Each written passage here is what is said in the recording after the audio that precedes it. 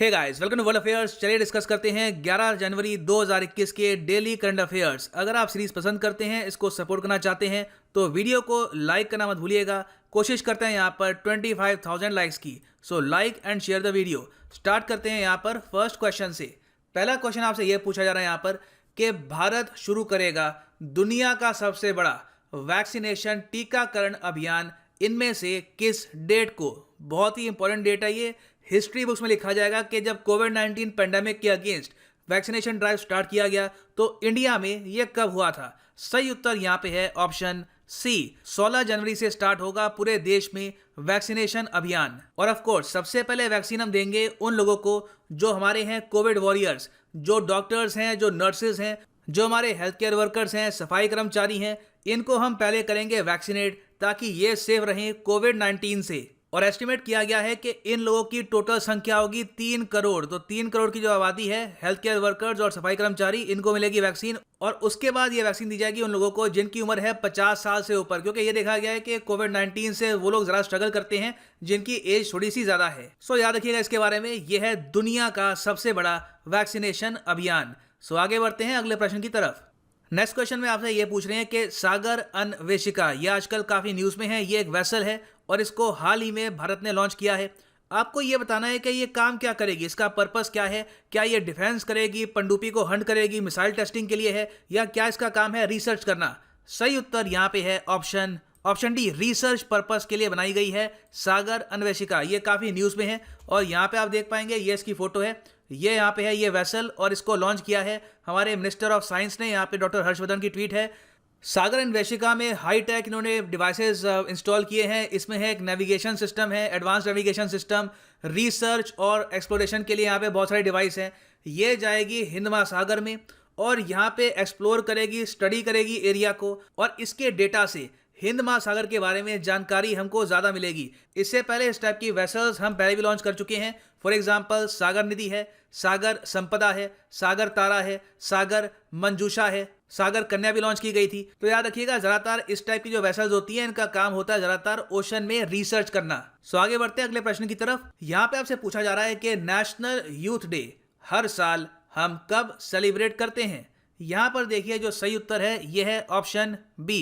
12 जनवरी को हर साल हम सेलिब्रेट करते हैं नेशनल यूथ डे। तो कल है नेशनल यूथ डे। याद रखने में भी आपको आसानी होगी। और आपको यह भी पता होना चाहिए कि नेशनल यूथ डे एक्चुअली हम सेलिब्रेट करते हैं to mark the birth anniversary of Swami Vivekananda, जो अपने आप में थे the great Indian youth icon. और इंटरेस्टिंग बात यह है कि जनवरी 12 को नेशनल यूथ डे के रूप में हमने सेलिब्रेट करना शुरू किया था फ्रॉम 1995। 1984 को सरकार ने डिक्लेयर किया कि अब से ये दिन होगा नेशनल यूथ डे, और पहली बार इसको सेलिब्रेट किया गया इन 1985। और आज के समय सरकार इस दिन पर और भी काफी सारे काम करती है। फॉर एग्जाम्पल गवर्नमेंट ऑर्गेनाइज करती है एक parliament festival, youth parliament festival. तो 12 जनवरी को होगा सेकेंड यूथ पार्लियामेंट फेस्टिवल। इसमें क्या करते हैं कि 18 से लेकर 25 साल के जो नौजवान हैं इनको लेके जाते हैं पार्लियामेंट में, इनको बताते हैं पार्लियामेंट के बारे में, प्रोसेस के बारे में, ताकि इन द फ्यूचर इनकी भी रुचि जागे और ये भी स्टार्ट करें एक करियर इन पब्लिक सर्विस। सो आगे बढ़ते हैं अगले प्रश्न की तरफ। नेक्स्ट क्वेश्चन आपसे ये पूछा जा रहा है। देखो ये क्वेश्चन मैं कहूँगा बहुत ही ज़्यादा इंपॉर्टेंट है। यहाँ पे आपसे पूछ रहे हैं कि हाल ही में किसको अपॉइंट किया गया है कॉप 26 का प्रेसिडेंट। कॉप के बारे में आपको पता होगा, यह है कॉन्फ्रेंस ऑफ पार्टीज। ये मीटिंग क्लाइमेट चेंज के लिए सबसे इंपॉर्टेंट मीटिंग होती है और इस साल की मीटिंग होने वाली है यूके में। तो यहाँ पर अपॉइंट किया है इन्होंने आलोक शर्मा को as president of COP 26। Now Alok Sharma अपने आप में इंडियन नहीं है, ये इंडियन ओरिजिन के हैं, मगर ये इससे पहले पार्ट थे यूके गवर्नमेंट के। ये यहाँ पर थे बिजनेस सेक्रेटरी। इन्होंने अपनी पोजीशन छोड़ दी है और अब ये संभालेंगे sole charge of COP 26 president. और जो कॉन्फ्रेंस ऑफ पार्टीज 26 है ये कब होगी? ये होगी नवंबर 2021 में। लोकेशन है इसकी स्कॉटलैंड, ग्लासगो। को पता होगा कि यूके जब हम बात करते हैं यूनाइटेड किंगडम, तो वहाँ पे ये सारा एरिया आता है। इसमें ग्लासगो भी इसका पार्ट है। और इससे पहले आप अगर देखो तो कॉप 25 हुई थी मैड्रिड स्पेन में, कॉप 24 हुई थी पोलैंड में। और जो पेरिस क्लाइमेट एग्रीमेंट है जिसके बारे में बहुत बातचीत होती है इन करंट अफेयर्स, वेरी इंपॉर्टेंट, ये सामने आया था कॉप 21 को। सो आगे बढ़ते हैं अगले प्रश्न की तरफ। यहाँ पे आपसे पूछ रहे हैं कि हाल ही में जो श्री विजया एयरलाइन का प्लेन क्रैश किया है ये किस कंट्री को बिलोंग करता था। और यहाँ पे आपकी ऑप्शन, सही उत्तर यहाँ पे है ऑप्शन सी, इंडोनेशिया। जी हाँ, इंडोनेशिया में क्रैश किया था ये प्लेन और ये एक बहुत ही सैड इंसिडेंट है। करीब 50 लोग यहाँ पे मारे गए हैं और जो प्लेन का मॉडल था ये था बोइंग 737-500। ये बोइंग 737 मैक्स नहीं था, ये अलग वेरिएंट है उससे। मगर कुछ ही सालों में लगातार हमने देखा है कि इंडोनेशिया के आसपास बहुत प्लेन्स क्रैश करे हैं, तो ये काफ़ी सैड बात है। और हमारे पीएम ने भी इसके बारे में ट्वीट किया है। यहाँ पे आप देखेंगे ऑनलाइन भी इस पर कैंपेन चल रहा है, pray for Sriwijaya Air. और इंडोनेशिया मैप पे कहाँ पर है ये भी एक बार देख लेते हैं। यहाँ पे आप देखेंगे यह है एशिया का मैप और यह है हमारा प्यारा भारत। और यहाँ पे आप देखेंगे यह है इंडोनेशिया, मैंने मार्क कर रखा है आपके लिए। आप देख पाएंगे ये काफ़ी बड़ा देश है आप अगर ओवरऑल एरिया की बात करें। और यहाँ पे आप देख पाएंगे ये इसकी राजधानी है जकार्ता। हाल ही में बात चल रही है कि हो सकता है कि आने वाले कुछ सालों में इंडोनेशिया अपनी जो कैपिटल है ये इस आइलैंड से शिफ्ट करके यहाँ पर बोर्नियो आइलैंड पे ले आए। Borneo island by the way मैं आपको ये बता दूं, ये है एशिया का सबसे बड़ा टापू बोर्नियो आइलैंड। और बोर्नियो आइलैंड और यहाँ पे ईस्ट जावा में आपको मिलेगा जावा सी। और यहीं पे क्रैश हुआ है ये प्लेन, यहीं पर सर्च ऑपरेशन चल रहे हैं और ये जेन्युइनली बहुत ही सैड इंसिडेंट है। अगला प्रश्न आपसे ये पूछ रहा है कि हाल ही में किस राज्य ने लॉन्च किया है ई दाखिल पोर्टल। ये लॉन्च किया गया है कंज्यूमर्स मतलब के जो उपभोक्ता हैं उनके अधिकारों की रक्षा के लिए। यहाँ पर सही उत्तर है ऑप्शन डी पंजाब। जी हाँ, पंजाब सरकार ने हाल ही में लॉन्च किया है ई दाखिल पोर्टल। यहाँ पे आप देख पाएंगे पंजाब के जो चीफ मिनिस्टर हैं अमरिंदर सिंह, इन्होंने इसको लॉन्च किया है। इस पोर्टल के जरिए कंज्यूमर्स बहुत ही आसानी से कंप्लेन कर पाएंगे कि अगर कोई ट्रेडर है इनको एक्सप्लॉइट कर रहा है, इनसे गलत प्राइसेस मांग रहा है। और बहुत ही आसानी से इस पोर्टल के थ्रू जो ग्राहक हैं ये कंज्यूमर कोर्ट को भी अप्रोच कर सकते हैं। तो एक बहुत ही फ्रेंडली तरीका है यहाँ पर कंज्यूमर की हेल्प करने का। और यहाँ पे आप देख पाएंगे इस पर ट्वीट है पंजाब सरकार की, chief minister captain Amarinder Singh launched e Daakhil portal. आगे बढ़ते हैं अगले प्रश्न की तरफ। बहुत अच्छा सवाल है ये। आपसे यहाँ पे ये पूछा जा रहा है कि हाल ही में EESL मतलब कि एनर्जी एफिशिएंसी सर्विस लिमिटेड, इसने MOU साइन किया है इलेक्ट्रिक व्हीकल चार्जिंग स्टेशन को लेकर किसके साथ। आपको पता होगा इलेक्ट्रिक कार या फिर जो इलेक्ट्रिक स्कूटर है लोग ज़्यादा इसलिए नहीं लेते क्योंकि हर जगह चार्जिंग स्टेशन है नहीं। उनको या तो घर में चार्जिंग करनी होती है या फिर कहीं काफ़ी दूर जाना होता है। तो बहुत ही आसानी से चार्जिंग स्टेशन उपलब्ध कराने के लिए ये MOU हाल ही में एनर्जी एफिशिएंसी सर्विस लिमिटेड ने साइन किया है NHAI के साथ। NHAI की full form I am sure आप सबको पता होगी, national highways authority of India, जो एक ऑटोनोमस एजेंसी है मिनिस्ट्री ऑफ रोड ट्रांसपोर्ट और हाईवेज के अंडर। और यहाँ पे मिनिस्टर कौन है, यहाँ पर मिनिस्टर है नितिन गडकरी। और जो दूसरी यहाँ पर है एनर्जी एफिशिएंसी सर्विस लिमिटेड, ये किस मंत्रालय के अंडर आती है, ये आती है मिनिस्ट्री ऑफ पावर के अंडर।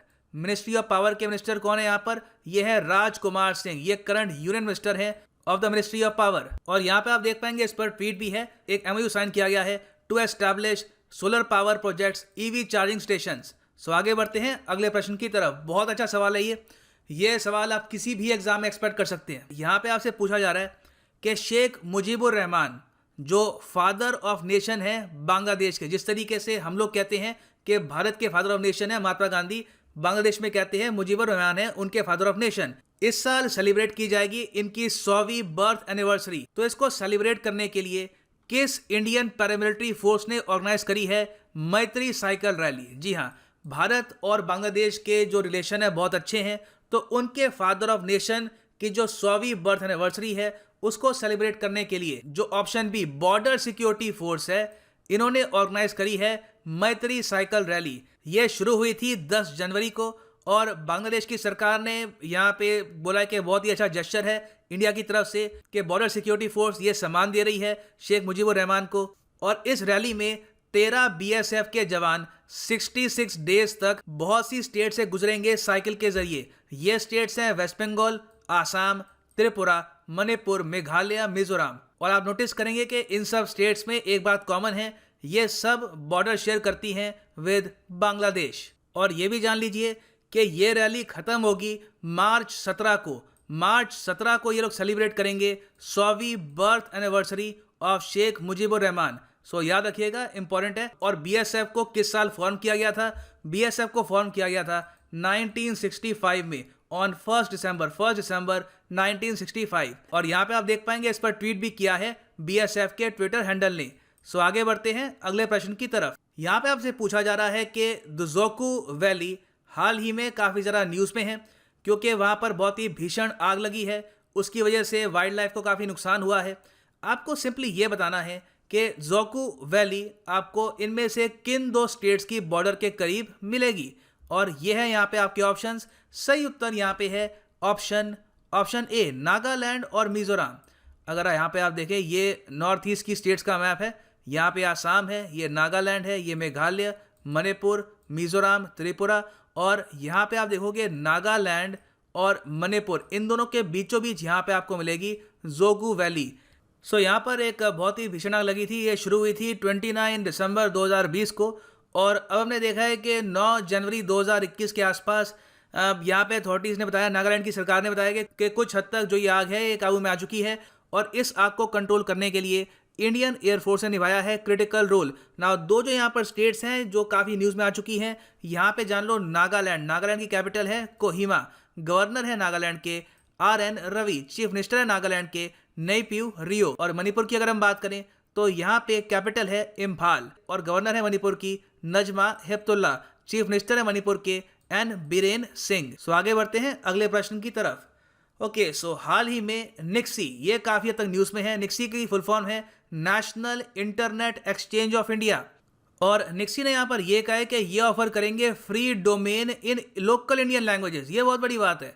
फ्री डोमेन होता क्या? देखो, डोमेन होता है इंटरनेट की लैंग्वेज में .com, .in, .org, .gov, ऐसे डोमेन होते हैं ना। तो ये लोकल इंडियन लैंग्वेजेस में जो ये डोमेन है ये प्रोवाइड करेंगे, तो इसलिए निक्सी काफ़ी न्यूज़ में है।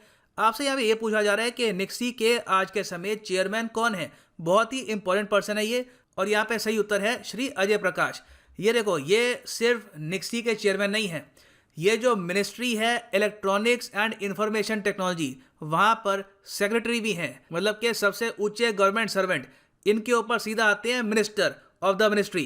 तो यहाँ पर ये सेक्रेटरी भी हैं, और साथ ही साथ इनको जिम्मेदारी मिली हुई है यहाँ पर निक्सी की चेयरमैनशिप की। और ये कितनी इंडियन लैंग्वेजेस में ये डोमेन प्रोवाइड करेंगे? देखो, जो 22 की 22 इंडियन लैंग्वेजेस हैं, इसमें प्रोवाइड करेंगे डोमेन्स। बहुत ही स्पेशल बात है, याद रखिएगा। और निक्सी को फाउंड किया गया था जून 2003 में। सो अब बढ़ते हैं उस क्वेश्चन की तरफ जो मैंने आपसे पूछा था 10 जनवरी 2021 को। मैंने आपसे पूछा था कि पहला राजीव गांधी खेल रत्न अवार्ड किसको मिला था? सही उत्तर यहाँ पे है ऑप्शन ए, विश्वनाथन आनंद। ये प्रश्न आया था MPPSC 2018 के एग्जाम में, और अतुल शेट्टी ने दिया है यहाँ पर बहुत ही अच्छा आंसर। इन्होंने यहाँ पर बताया है कि ये अवार्ड कौन सा मंत्रालय देता है। हाल ही में ये अवार्ड किनको मिले हैं? यंगेस्ट रिसिपिएंट इस अवार्ड के कौन थे? अभिनव बिंद्रा। बहुत अच्छा, well constructed answer, good job. और यहाँ पे आप देख सकते हैं 3000 लाइक्स भी मिले हैं इनकी कमेंट को। सो अब बात करते हैं आज के इस प्रश्न की। आज का जो प्रश्न है ये आया था SSC CGL 2016 के एग्जाम में। बहुत ही अच्छा सवाल है। आपसे पूछा जा रहा है कि जो हमारा एटमॉस्फेयर है, आपको पता है धरती के आसपास एक एटमॉस्फेयर है, उसकी लेयर्स हैं, कई लेयर्स आपको मिलेगी उस एटमॉस्फेयर की। जो सबसे ऊंची लेयर है, सबसे आखिरी लेयर आप कह सकते हैं, वो कौन सी, उसका नाम क्या है? ये है यहाँ पे आपकी ऑप्शन, स्ट्रेटोस्फेयर, मेसोस्फेयर, आइनोस्फेयर या फिर एक्सोस्फेयर। बहुत अच्छा सवाल। कमेंट सेक्शन में करो इसका आंसर। बहुत कुछ आपके पास लिखने को है, और अगर आपको किसी का आंसर पसंद आए तो उनके आंसर को लाइक करिएगा, उनको मोटिवेट करिए, और वीडियो को भी लाइक करिएगा, वीडियो को भी शेयर करिएगा। इससे भी काफ़ी मोटिवेशन मिलती है। और मैं मिलता हूँ आपसे कल सुबह। So this is the end of this video. Thank you for listening, and as always, God bless you all.